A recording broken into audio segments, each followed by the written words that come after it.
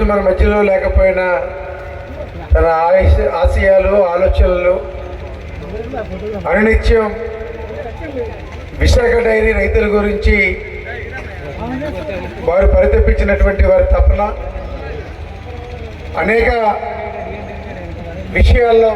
విశాఖ డైరీకి పాలు పోసేటువంటి రైతులకు సంబంధించి ఇటువంటి కార్యక్రమాలని అమలు చేశారు. ఇక్కడ హాజరైనటువంటి ప్రతి రైతుకి కూడా తెలిసినటువంటి విషయం, మనం పాలు పోస్తున్నటువంటి దానికి ప్రతి 15 రోజులకు ఒకసారి పేమెంట్ ఇవ్వడమే కాకుండా ఈ పోసేటువంటి పాలకి సంబంధించి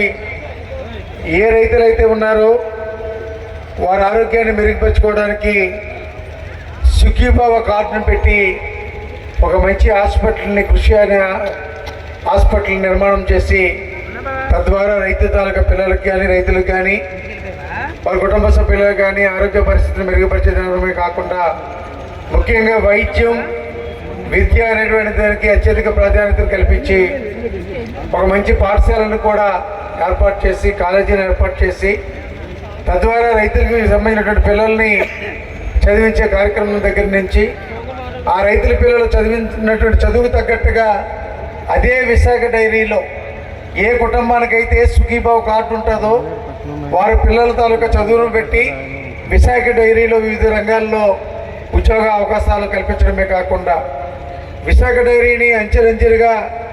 అభివృద్ధి చేసి రాష్ట్రంలోనే కాదు దేశంలోనే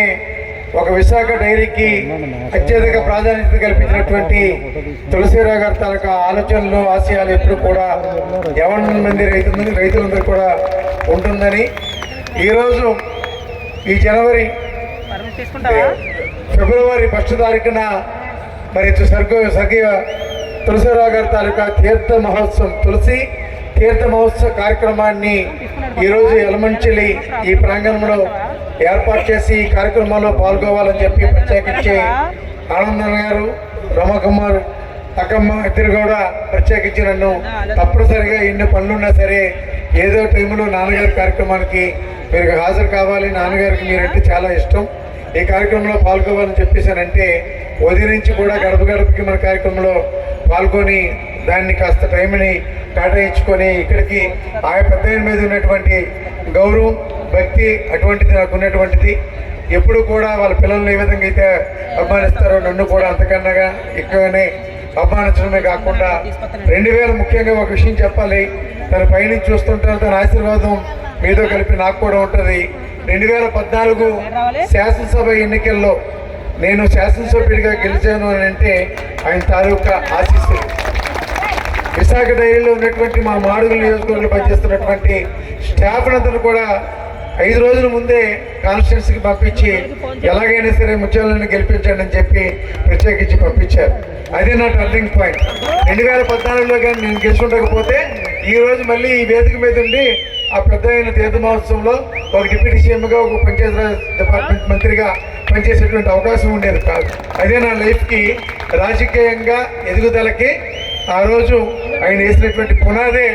ఈరోజు జగన్మోహన్ రెడ్డి గారు నన్ను ఈ స్థాయిలో కూర్చోబెట్టారు. అందుకే తను చేసేటువంటి తన పేరు మీద జరిగేటువంటి ఎటువంటి కార్యక్రమానికైనా ఎన్ని పనులున్నా పక్కన పెట్టి ఆ కార్యక్రమంలో పాల్గొనేటువంటి అవకాశం నాకు కలిగినందుకు నేను ఆనందంగానే హాజరవుతున్నాను. వీలైనంత వరకు కూడా జరిగేటువంటి ఈ తీర్థం ప్రతి సంవత్సరం కూడా